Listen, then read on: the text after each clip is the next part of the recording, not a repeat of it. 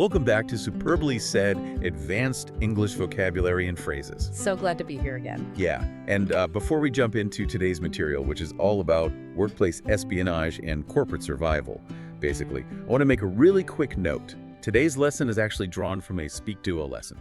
Oh, right, yeah. SpeakDuo. Exactly. So if you, our listener, want to take the phrases we explore today and, actually practice them with real people, you can head over to SpeakDuo.com. It's a platform where you can meet new people from around the world practicing English on video calls to really build up that speaking confidence. And building that true nuanced confidence is exactly what we're targeting today. We're focusing strictly on advanced English learners here. Right. No basic stuff today. Exactly. We are completely skipping the basic grammar reviews and going straight to the highly sophisticated phrasing that you're going to encounter in high-stakes professional environments or, really challenging exams like the IELTS. I love that. So let's start with a scenario I think, pretty much everyone listening knows way too well. The exhausting hustle. Oh, yes. The daily grind. Right. So the first phrase on our list is "run off your feet." Yeah. And I use this, but honestly, in the office, I mostly just hear people say they are swamped. Huh. Are these just like direct synonyms that we can swap out?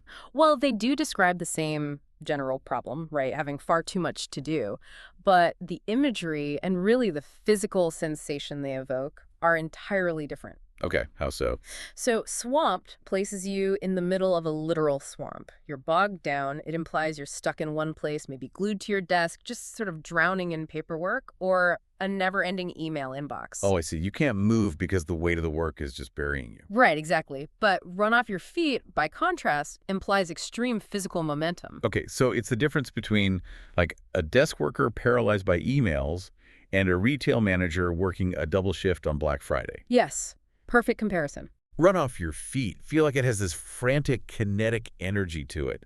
Like if I were answering an IELTS speaking part 2 prompt, about a stressful event, I could say, during the holiday rush, I was completely run off my feet managing the front desk. That is a great example. It communicates action to the examiner, not just volume of work. It's highly dynamic. Right. If you think about the literal visual, it evokes the idea of running so hard and so fast that your feet might just detach from your legs. That sounds painful. It does. In a modern corporate setting, you might hear a colleague say something like, "I've been run off my feet all morning trying to finish 3 reports before lunch."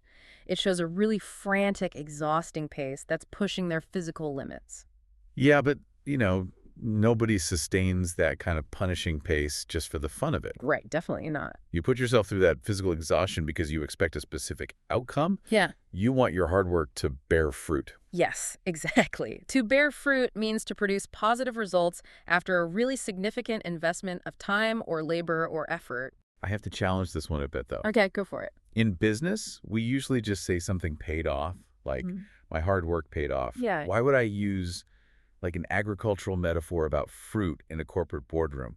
It feels a little out of place. I get that, but paid off is strictly transactional. It sounds like a vending machine, You put in a coin, you press a button, and you immediately get a soda. Oh, wow. Yeah, that makes sense. Right. Bear fruit acknowledges a much longer organic gestation period. Think of an actual orchard. You plant the sapling, you water it, you protect it from the frost, and for years, literally nothing happens. Just a bunch of dirt and a stick. Exactly. Then, finally, it matures and produces an apple. So when you say a strategy is bearing fruit, you're signaling to your boss that this was a long-term nurtured effort that is finally maturing into actual success. I see. So it elevates the work. It's not just a quick, cheap transaction. Yeah. It's a cultivated, hard-won success. So if I'm defending a long-term project to a really skeptical executive team, I might say, I know the team's been working overtime for 6 months, but our new marketing strategy is finally beginning to bear fruit. That is a perfect use case. It frames the delay in results not as a failure, but as a necessary part of natural growth. I really like that. But what happens when all that exhausting hustle doesn't bear fruit? Or worse, what if you realize it's failing because someone is actively working against you behind the scenes? Ah, right. The plot thickens. Yeah, when instinct kicks in, we move into our next phrase, which is a bit darker, and that is to smell a rat. Yeah, to smell a rat means to suspect that something is fundamentally wrong, specifically involving deceit, betrayal, or some kind of hidden agenda. Wait, okay, if I see a glaring typo in a financial report, I wouldn't say I smell a rat, right? I'd probably just say the numbers look a bit fishy. Isn't that the same thing? There is a really vital distinction there regarding intent. If something is fishy, it just implies a vague feeling of oddness or irregularity. A typo is fishy, an odd coincidence is fishy. Okay. But smelling a rat requires actual malice. If we look at the historical context, rats were carriers of plague and disease. They hid out of sight under floorboards or deep in the Oh, walls. gross. Very. And long before you actually saw the rat, dogs, specifically terriers bred for this, could smell them. It was a visceral, instinctual warning of a hidden, destructive presence. Oh, wow. I never knew that origin. Yeah, so when you smell a rat in a corporate setting, you aren't pointing out a casual math error. You are alleging deliberate sabotage. That is a very serious accusation. You're basically saying someone is intentionally hiding in the walls, chewing through the wiring of the company. That's a great way to put it. So, for example, if I'm talking to a trusted colleague in private, I could say, when the quarterly numbers didn't add up and the manager refused to explain, I immediately smelled a rat. Like the active realization of a cover-up. Exactly. You're identifying an active threat. And once you smell that rat, the natural next step in corporate survival is that someone decides to tip someone off. Meaning to warn or inform someone secretly in advance. Hmm. But again, how is this different from just giving someone a heads up? Like I give my team a heads up every single day on Slack. A heads up is friendly, right? It's casual and procedural. Heads up, the meeting room changed to conference room B. Right. But to tip someone off has its roots in the underworld. Think gambling, horse racing, police informants. It carries a heavy clandestine weight. You are passing restricted, often forbidden information to give someone an advantage against an adversary. So it's the difference between a helpful calendar reminder and actual corporate espionage. Pretty much, yeah. I definitely wouldn't tip someone off about a birthday cake in the break room. Yeah. I'd say something like, she tipped me off about the surprise inspection so I could prepare my notes and get the files in order. Yes. Like, if she hadn't tipped me off, I would have been caught completely off guard by a hostile event. Exactly. The presence of an adversary or a looming penalty is what turns a simple warning into a tip-off. Let's follow this narrative through line then. Someone gets tipped off that a manager is asking dangerous questions. The manager finally confronts them in a meeting. What is the guilty party's first reaction? They evade. Right. Which brings us to our next advanced phrase, to skirt around something. Yes, to skirt around something means to avoid discussing a difficult, controversial, or incriminating subject directly to evade discomfort.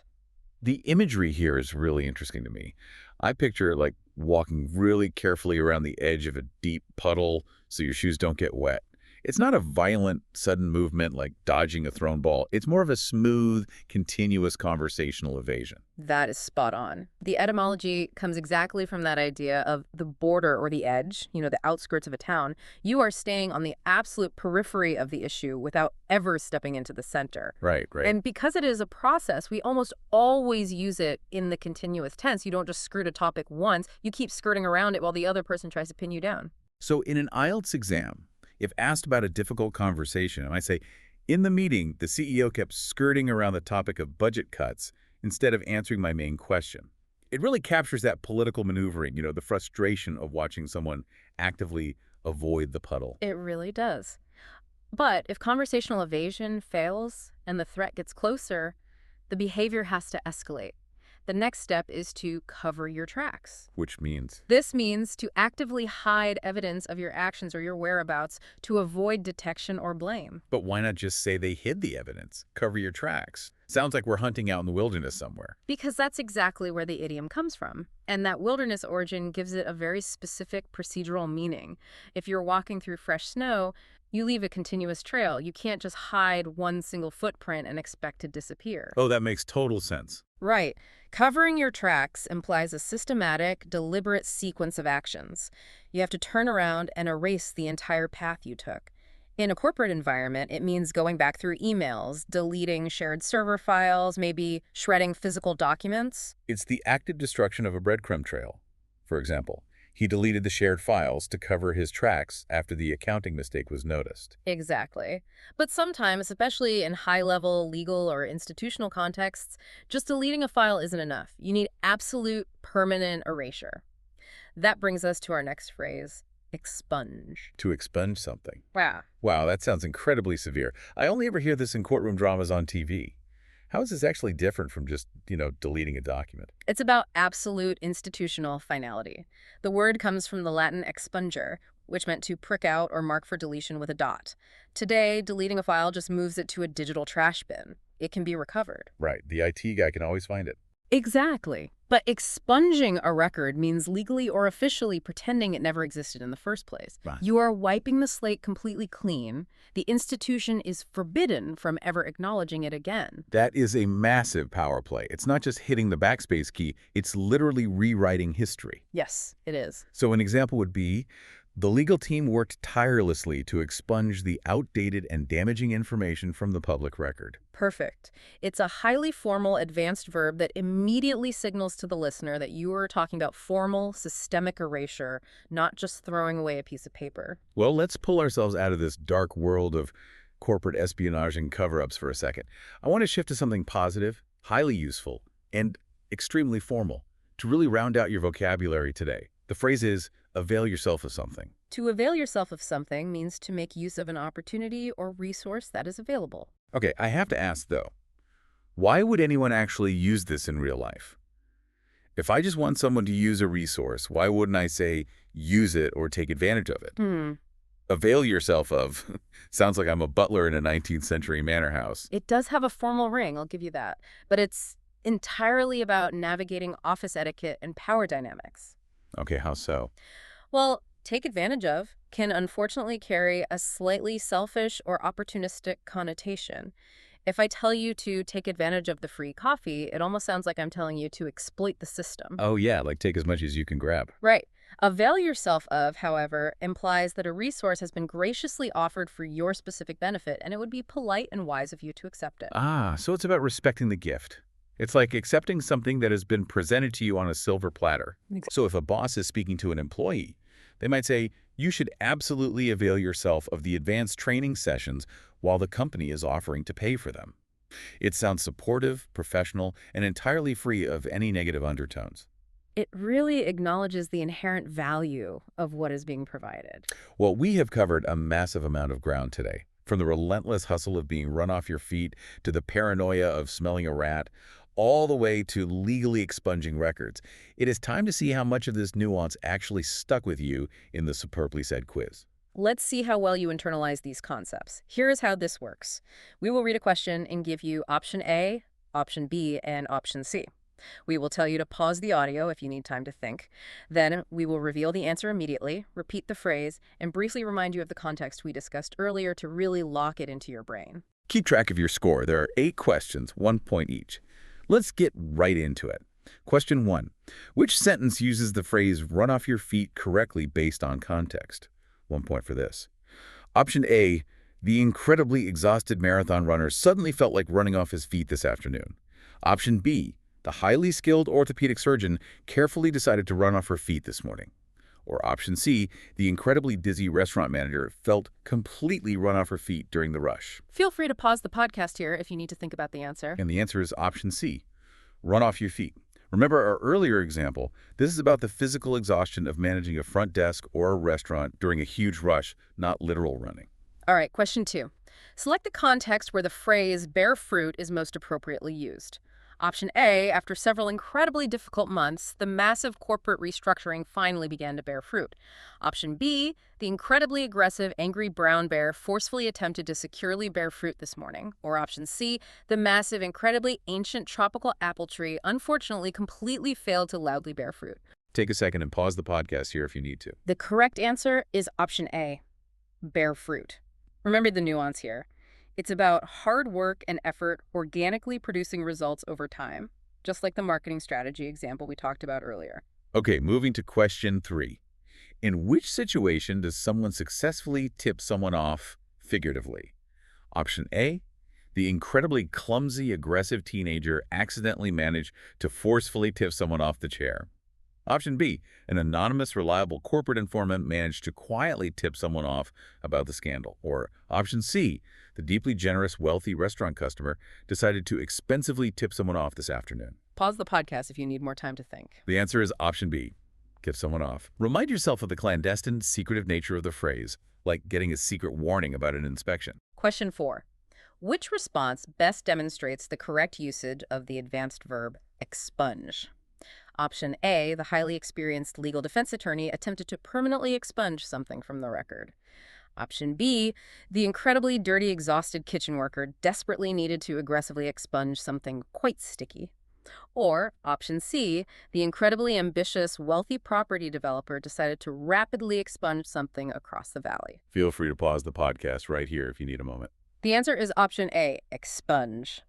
This is a callback to our comparison with delete, noting its highly formal, absolute, and often legal context. Halfway there. Question 5. How would a professional accurately use the phrase smell a rat figuratively?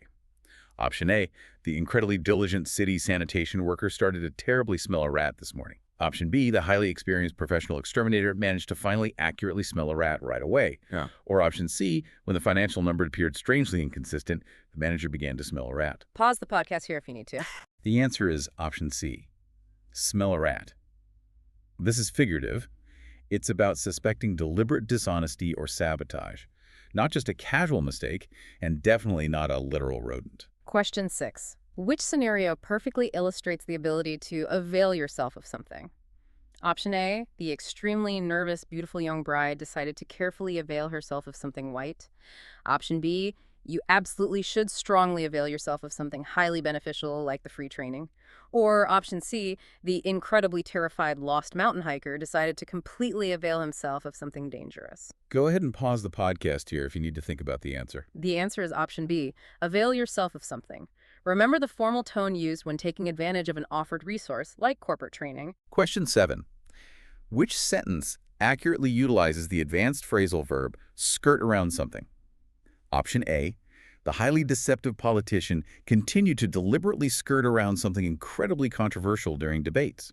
Option B, the incredibly talented fashion designer decided to beautifully skirt around something using expensive fabric.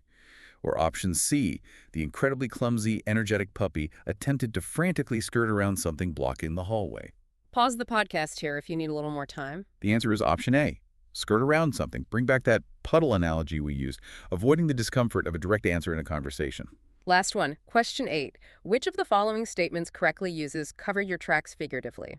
Option A, the heavy winter snowstorm managed to completely cover your tracks across the frozen field. Option B, the incredibly cunning corporate embezzler attempted to securely cover his tracks deleting digital files.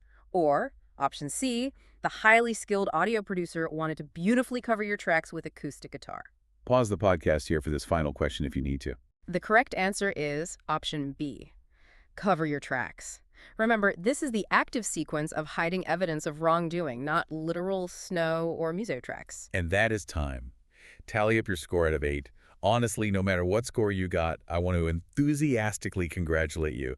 Mastering advanced idioms like these is a real journey. It absolutely is. And I want to leave you with a final thought to mull over today. We talked about expunging records and covering tracks today, but in an era where our digital footprint is permanent, is it actually still possible to truly expunge something, or are we just hoping nobody gets tipped off to look for it? That is a great question to think about. Well, that's all for today. Don't forget to avail yourselves of the resources at SpeakDuo.com to put these phrases into spoken practice today. See you next time.